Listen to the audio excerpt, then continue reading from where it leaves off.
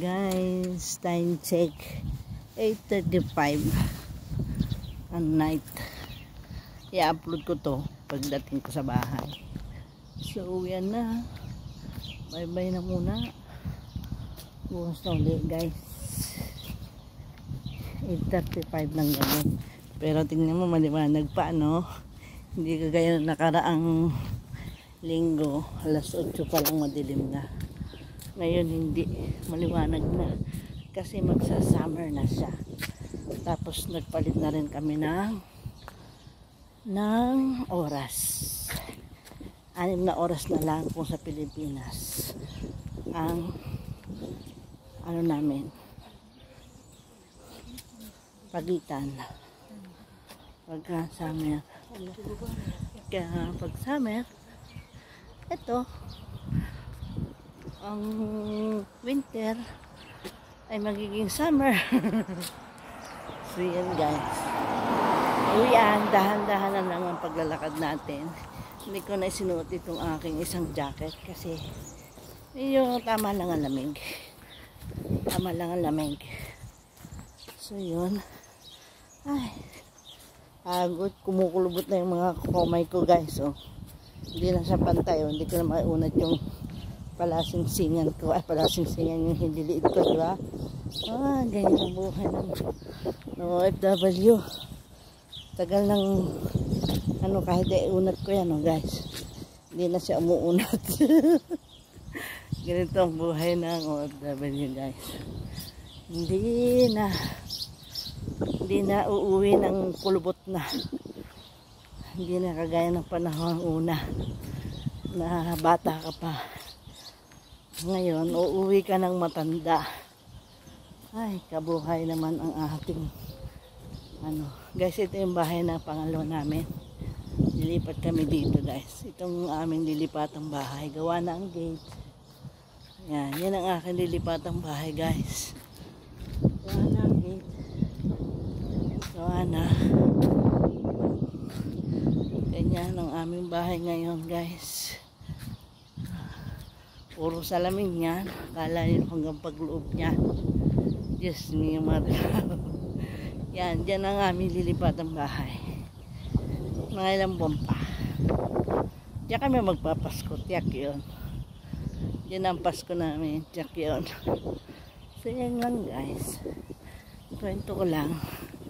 Tapos yung kabila ay sigurado pagdating ng panahon subdivision na rin yan. Diba? Pagdating ng panahon, diba? Yun lang guys. So lakad ako, nag-iisa lang pala ako. So yun, ang buhay kong OFW na kumukulubot ang kamay. Dati nung bata-bata pa ang edad ko, tuwid pa yan. Ngayon, baluktot na. Yung isang kamay ko din, ngayon na rin, oh. Ito namang isa. Hindi na maiunat, oh. Kahit ano ko, oh. Baluktot na. Ay, just me, yung marima. Buhay namin dito sa ibang bansa. Kayod-kayod. Kayod-kayod, guys. Dito na yung pasma.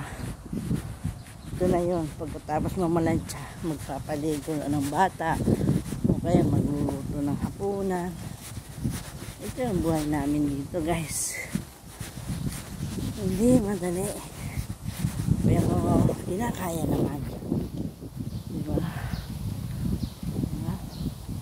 Ito isang bahay din, dalawang bahay ito eh na ginagawa eh. Di ba matapos-tapos din. Laki din to eh. Dalawang compound to eh. Kumbaga ano eh. Futbolista ang may-ari niya. Nasa gitna yung ano oh. Oh. Diba? Ang laki ng bahay nito. Kanya-kanya. Pailalim pa yung ano gate. Ang kanyang tawag doon. Kanyang garahe sa baba. So yun guys, lumalamig na. Pwede ko na i-jacket jacket to guys. Ay. Guys, alam mo bang mahaba ang aking lakarin pag pauwi ng bahay. Kaya ang aking paglalakad hindi mabilisan. Kasi malayo. Ilang minuto pa lang ako. Guys, di ba? Malayo pa ako. Nating oras pa. So, yun lang guys. Maikwento ko lang. So, bye-bye na. Uwian na. Lobat na rin tayo guys. See you tomorrow again. Bye-bye. Sign out. Sign out muna tayo for this video. Bye-bye.